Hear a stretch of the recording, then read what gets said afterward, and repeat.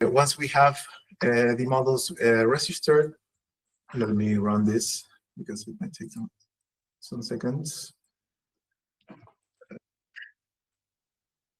Did you source and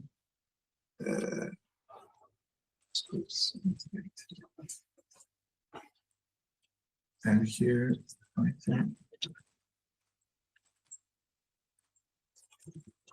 we just run the experiments.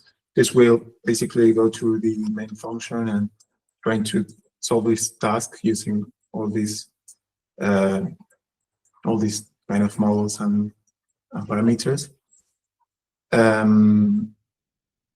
It says it doesn't exist, so we will create the experiment and then start creating all the runs. You can see all the run IDs here.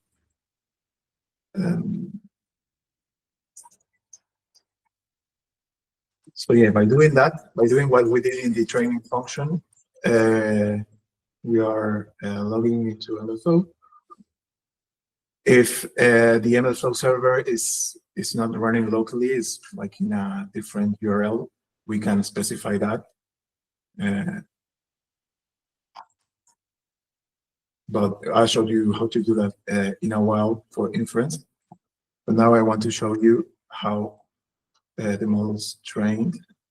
Here you can see the one quality prediction experiment and all the runs we did for solving that task. We can here, for example, compare one or many experiments if you want. Here we can show or hide different columns. Let me show you some that could be useful to see. From here, you can see, for example, the model performance here. We can sort here. You can say, okay, I like this one. So I register this model or use it in production or not.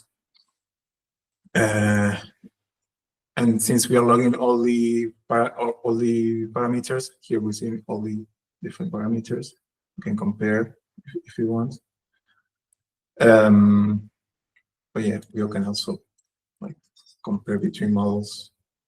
We have very nice views, and if it has a lot of data, we can see very good plots as well. Let's go back here. For the case of an MLP that has training curves, we can see like training loss, for example, final metrics. So yeah, we can also register the models each time we decide to register a model using this command. This one. We are creating a new version of the model. So a new version will be created with a newer date. We can add aliases to the model. You can say this is for example, the last, and save it with this alias. So each time we want to refer to this particular version that has this alias, we just go to the one quality prod with this alias. And for example, for inference, we can just say, okay, the model that I want to use is this model or this particular version, for example. It has the syntax is very similar, it just changes the separator. And we can load this way a very particular version of the model or the last version of the model if we don't provide a version or an alias.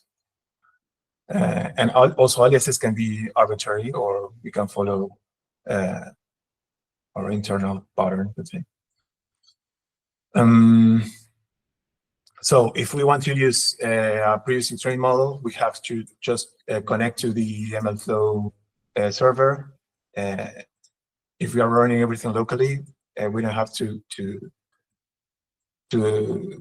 set the tracking URI because it's taken automatically. But we can also do this, and here we can use another IP address or server. But then, yeah, we can look up any previously trained models in that server, load them, and just use them right away, pretty easily. So, for example, here I want to, for example, if I make a mistake here and I want to look up a wrong, this is project. Oops.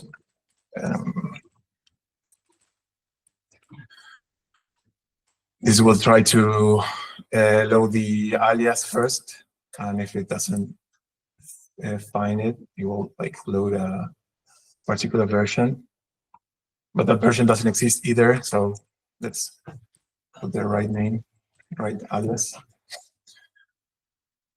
And yeah, it's pretty easy because this is served. This is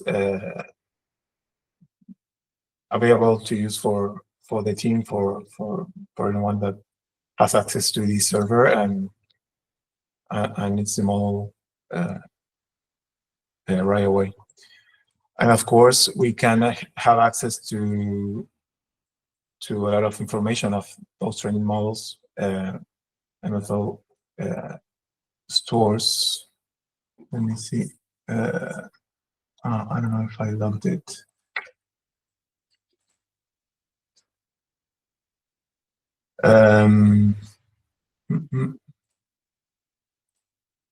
Where is it?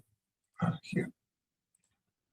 For each run, we can track also, for example, plots, source code, anything we want to track if we need. But yeah, that's pretty much it. If you want to have access to the repo, I can send you the link.